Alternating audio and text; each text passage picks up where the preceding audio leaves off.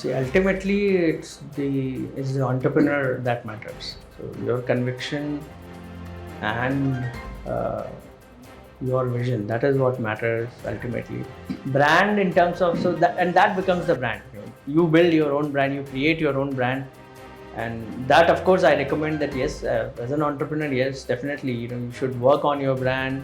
So very early on, yes, we used to play the IIT card a lot more. But now now it doesn't make sense. Generally, in India, we have seen lots of discussion among the youth when we were in the colleges, universities. Someone is, especially in northern India, someone is going for UPSC, like civil services, and the answer is very simple: to serve the society. So, my dear friend, you can also serve the society through business. And at least in India, we will see that startups will be able to challenge large companies.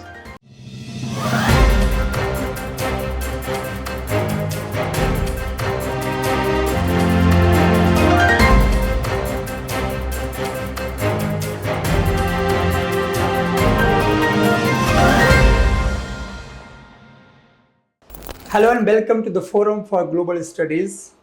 I'm Dr. Sandeep Tripathi. Today we have with us India's topmost young entrepreneur, a serial entrepreneur who has founded multiple startups and alumnus of IIT Bombay. We have with us Mr. Gaurav Tripathi. Gaurav, you are most welcome to FGS. Thank you.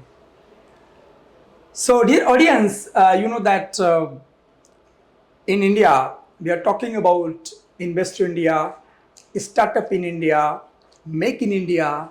So, this startup culture is getting more and more important in Indian business landscape. And in this context, I thought we should discuss on this topic. And a person who has already founded so many startups, and currently he is in leading position. Now he is a co-founder and CTO, Chief Technology Officer at the Innoplexus. So Gaurav, let's start this conversation. Sure. First of all, I would like to know your success story, because this podcast is extremely significant for those young entrepreneurs who is going to establish their startups, and there are lots of challenges before the startups. So kindly, if you could explain your success story. Okay, that's a long one. I'll have to write a book around it. But yes, yeah. So the first company, first startup was in my final year in IIT Bombay, and that was again just a trigger because was looking at the emerging Web 2.0 landscape at that time. That was the new thing that was happening, and in US that was time when YouTube had come, Facebook was about just coming, and so on. So there were many things that were happening. So same here, sitting in IIT Bombay, I thought maybe should do something as well. So we had a vague idea of doing something around video thing, but honestly didn't even know what is a business. I didn't know the terms startup or seed, angel and series and whatnot. Had absolutely no idea. Well, I think looking back, we were just fortunate enough to get a good support system of so my batchmates, seniors, juniors, and investor. In fact, our lead investor was a very senior, successful alumnus of IIT Bombay only, and that's how got it. And then that's I think only thing it was that I was successful in getting good mentors. So a CEO of Rediff, Ajit Balkrishnan, and their CTO Venki, they were our mentors. So we were lucky, just and we had a decent exit at that time. And then with support of my first investor and mentor, I moved to Pune. So he gave me an infrastructure to run, and started a services company. And 2011 is where we started Innoplexus. Started with my friend and batchmate, Dr. Gunjan Bharadwaj. So we both had studied together in IIT, had done a lot of mischief. So our first startup together back in campus was a Hindi newspaper, which we had started. Okay. Campus News, near first Hindi campus student newsletter, which still survives. It's called Awaz. So we wanted to work together, and then by that time we had already we had seen that so data is the new oil. That phrase had already come, and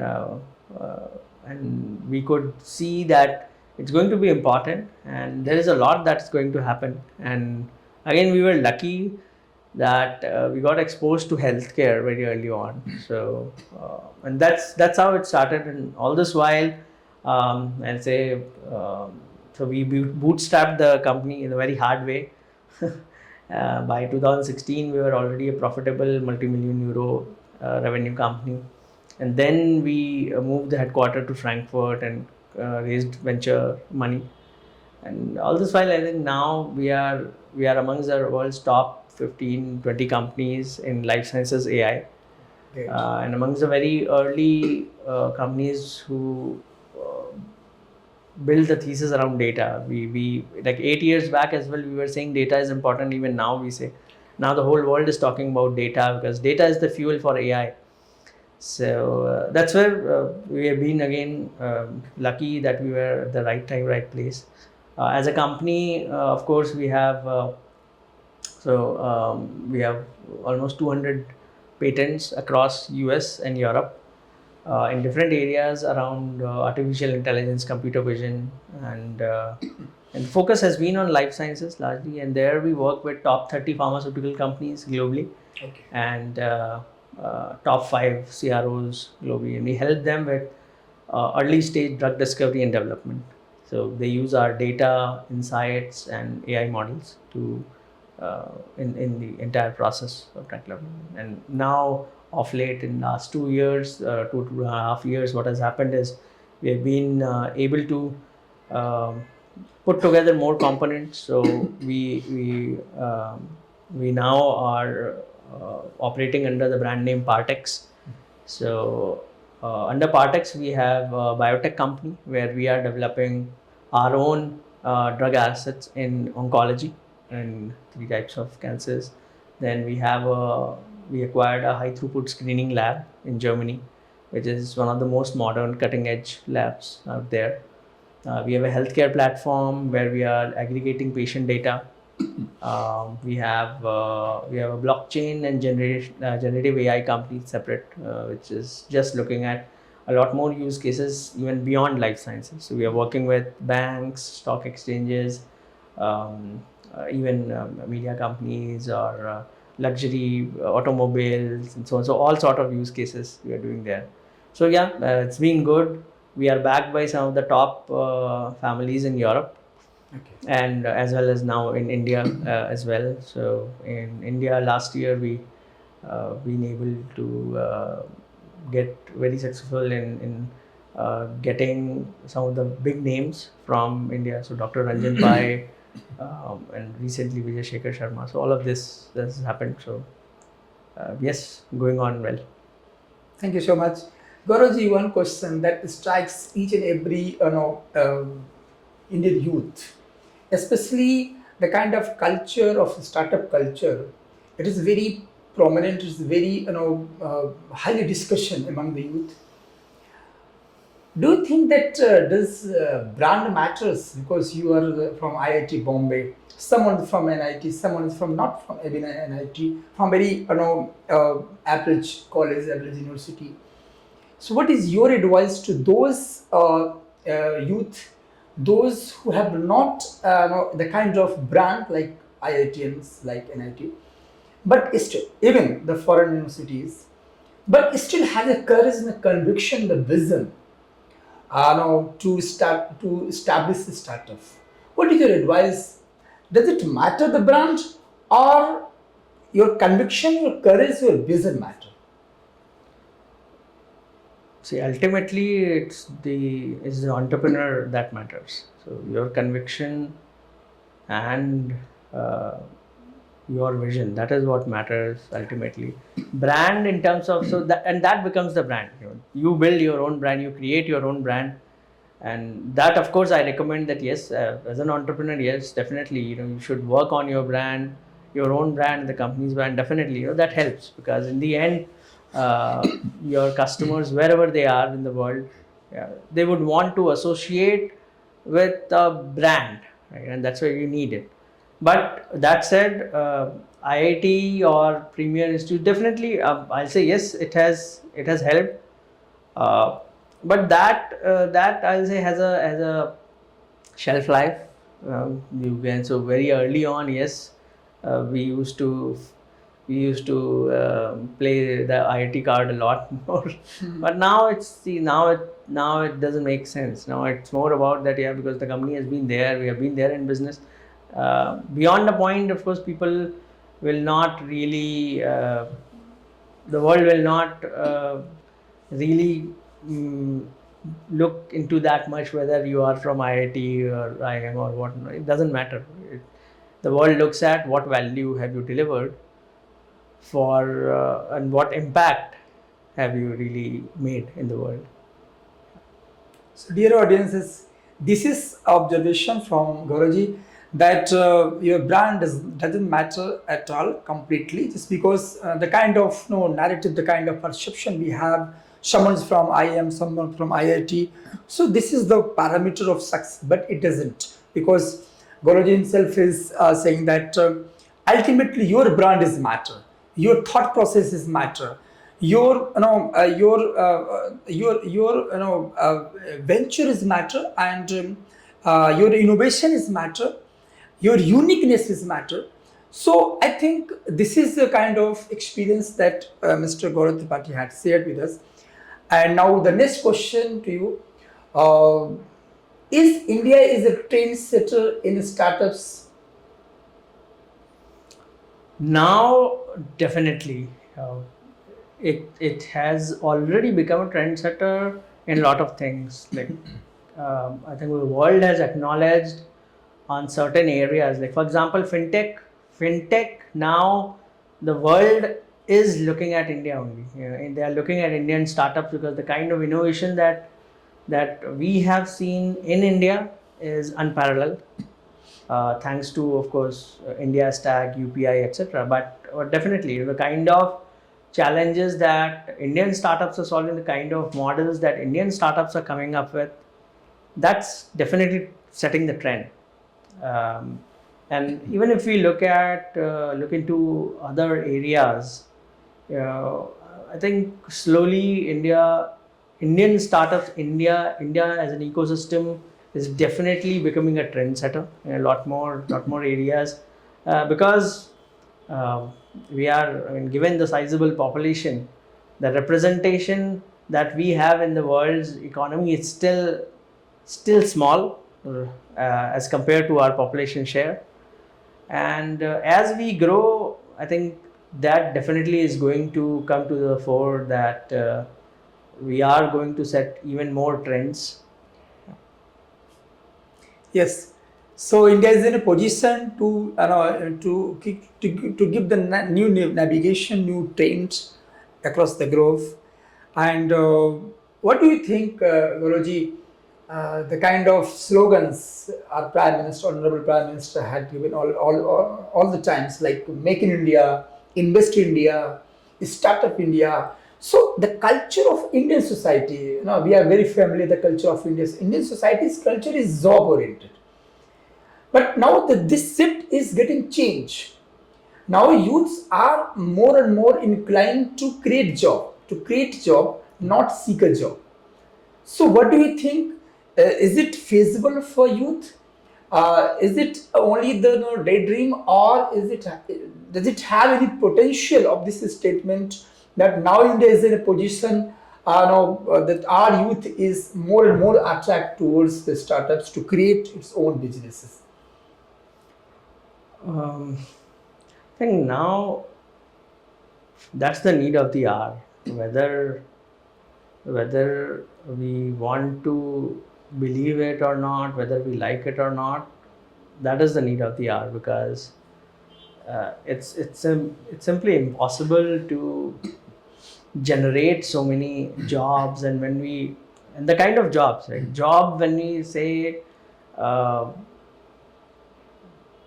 everybody have a certain notion about what job is and what kind of a job. And at that rate, if we look at it, jobs are always driven by market needs. What does the market need? And in that way, what, let's say, Noida needs is very different than what a Gurgaon needs, very different from what Pune needs, very different from what you know other cities. Every city, every village is a different market. And that I believe it's really, it's not possible to think of that, because given any kind of a job, how much that job will pay you is always determined by the market forces, right?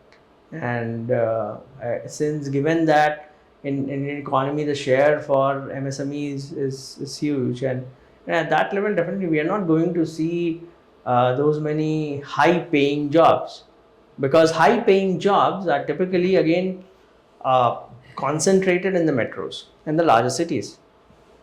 That even now I believe, when I think everybody will agree that due to this population migration and due to this concentration of jobs and opportunities in metros, we are actually we're getting to a point where the cities simply will become unsustainable and beyond a point inhabitable.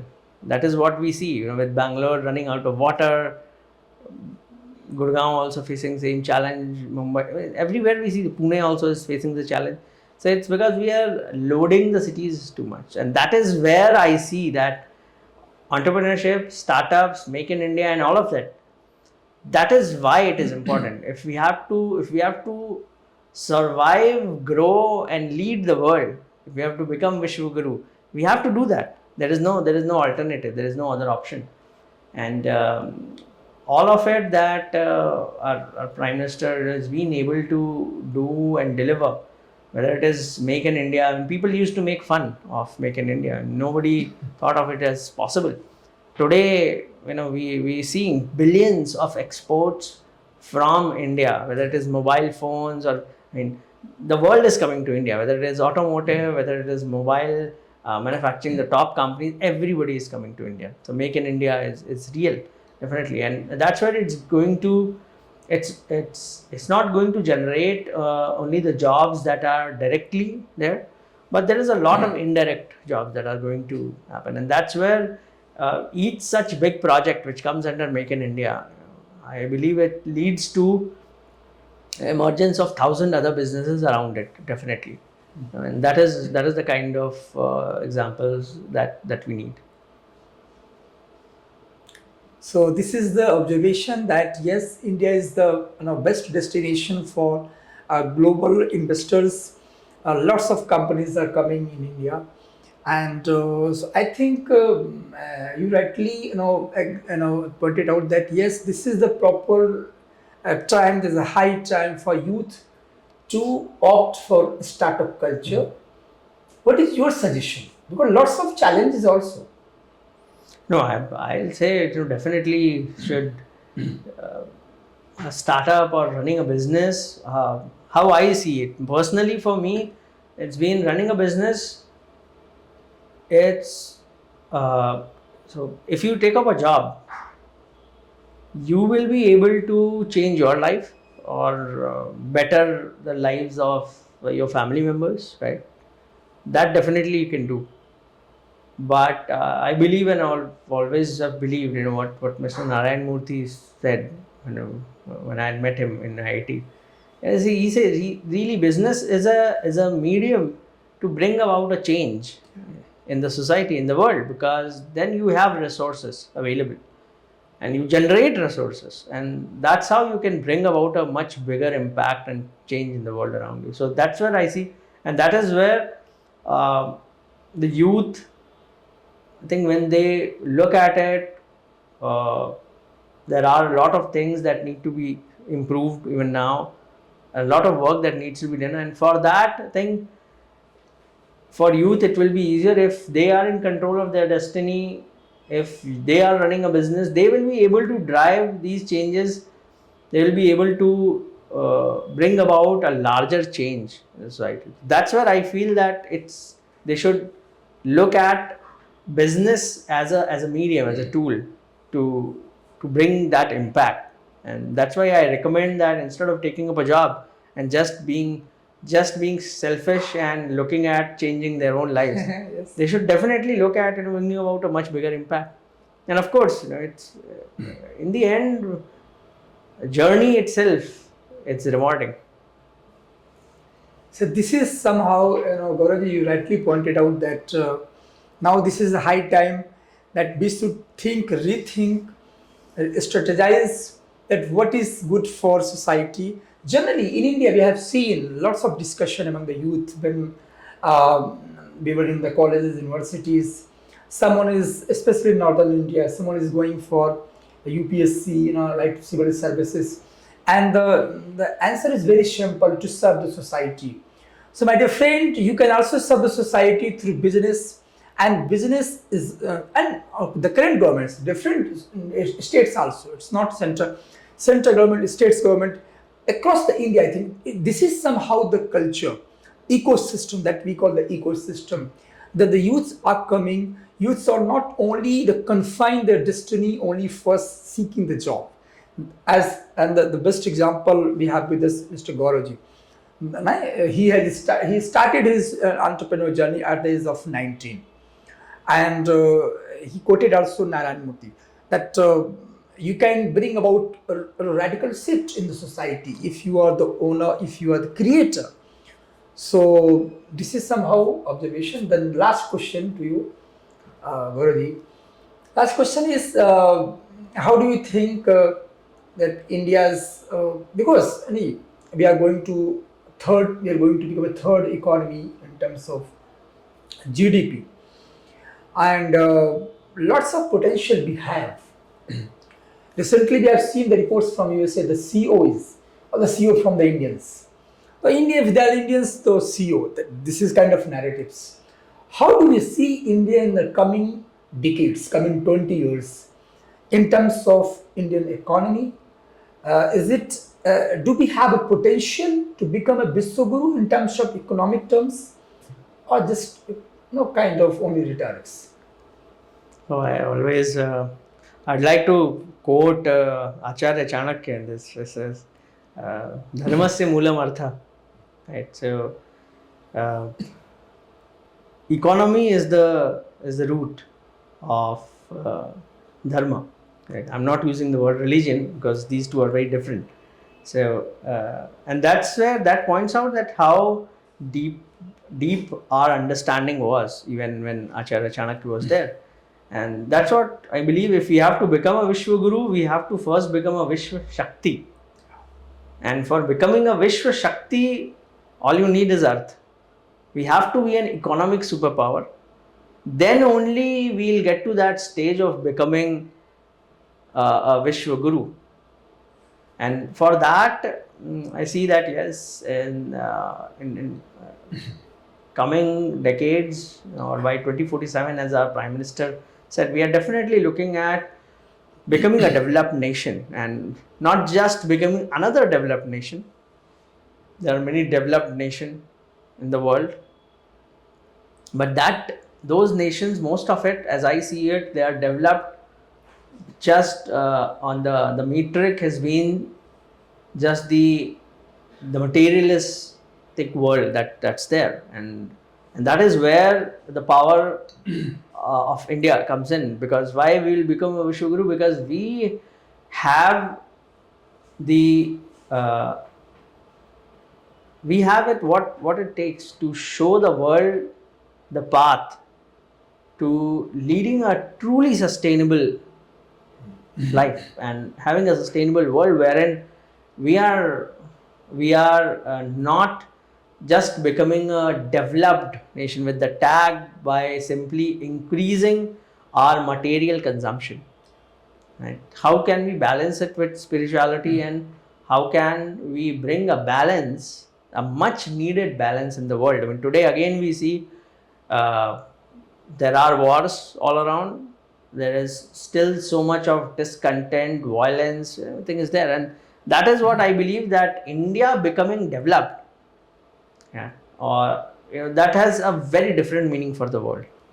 And that's where I see we certainly are on the path. And by 2047, I definitely see that we will be in a position to show the world that the way we have developed and the way we live, that is the way to go.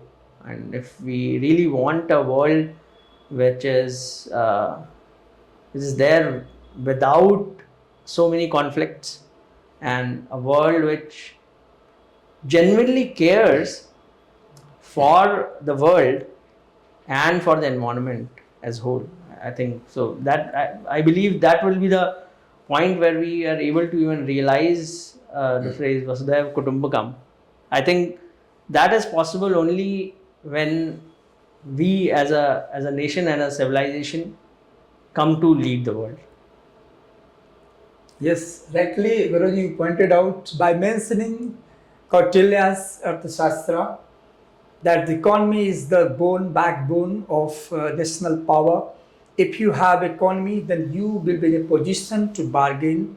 You can extend your position worldwide. You can help. You can extend your brotherhood concept, Vasudhaiva Kutumbakam. The concept of the world is one family.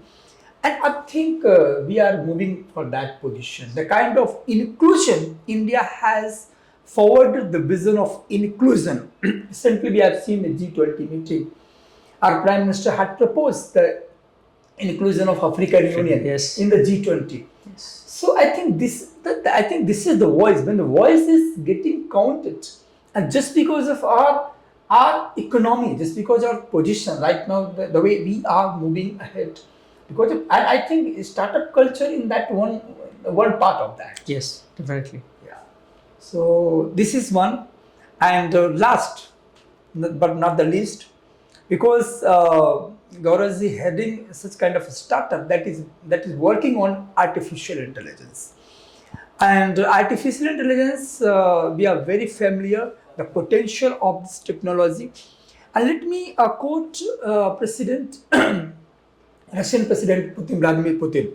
He had stated that those who control artificial intelligence, AI, will control the world.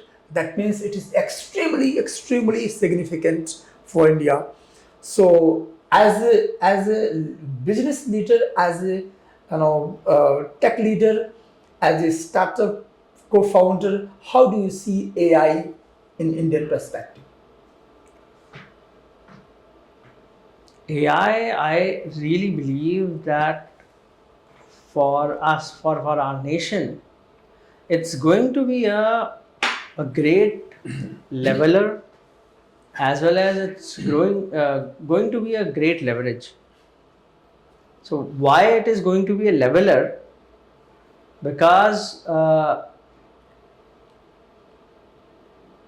if we look at what the world always spoke about, the challenges that we have, that we have so many languages here, there's so much diversity, and hence it is difficult, it doesn't come across a single market. So with AI, it's the languages simply won't matter, especially the written ones and all of it, and even the spoken ones. Now with AI, we see we are already so used to real-time translations. What we are going to see is real-time translations of conversations. And with that, really, we are looking at, there won't be any barriers within the nation. And it will also level in terms of, because the kind of stack that we have already built and the plans that government has, I think it will also be leading to a level playing field where, at least in India, we will see that startups will be able to challenge large companies.